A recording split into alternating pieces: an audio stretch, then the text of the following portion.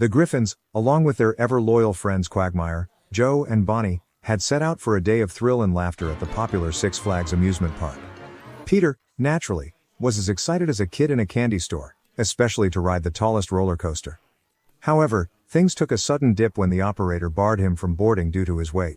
Peter's spirits were crushed, but he shrugged it off. Until later that night, when he stumbled upon a piece of news that made his eyes light up like fireworks. Six Flags in Columbus, Ohio, was introducing the biggest roller coaster in the United States, ominously named the Holocaust. Nothing could have deterred Peter now. He was ready to tackle the ride, regardless of what anyone said. But his friends pointed out the same issue: he wouldn't make the weight limit. So, Peter embarked on a diet, starting with rice cakes, a decision he soon regretted as he nearly choked on the bland discs of misery. "It's about willpower," Quagmire chimed in, but Peter wasn't interested in self-discipline. He was interested in that roller coaster. So, in a fit of desperation, Peter hatched a plan. A tightly strapped girdle to camouflage his flab. Confident in his ingenious disguise, he packed up and dragged his friends off to Ohio. Once they arrived, Peter managed to fool the operator and hopped on the roller coaster. But, as if on cue, disaster struck. Halfway through the ride, the coaster buckled under the strain of Peter's weight, causing a terrible crash. Luckily, Peter and his friends survived, and one lad lost his life. As if that day hadn't been wild enough, things took another strange turn when their car broke down on the way home, and the nearest mechanic wouldn't be available until Monday. The group found themselves stranded in the heart of Amish country with no modern conveniences.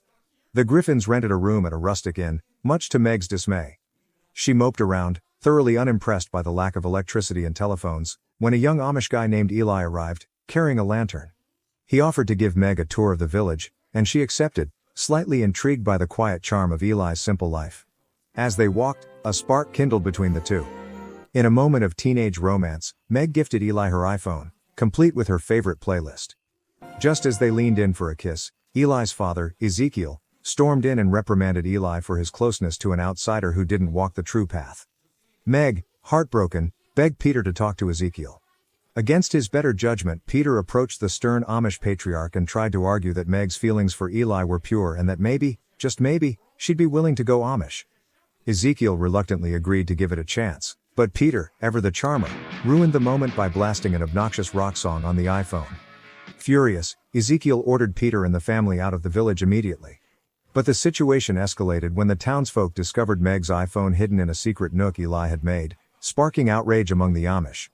Determined to drive the Griffins away, the Amish mob began slowly escorting them back to civilization in a horse-drawn wagon. Just as they resigned themselves to leaving, Eli appeared, galloping up to say goodbye to Meg.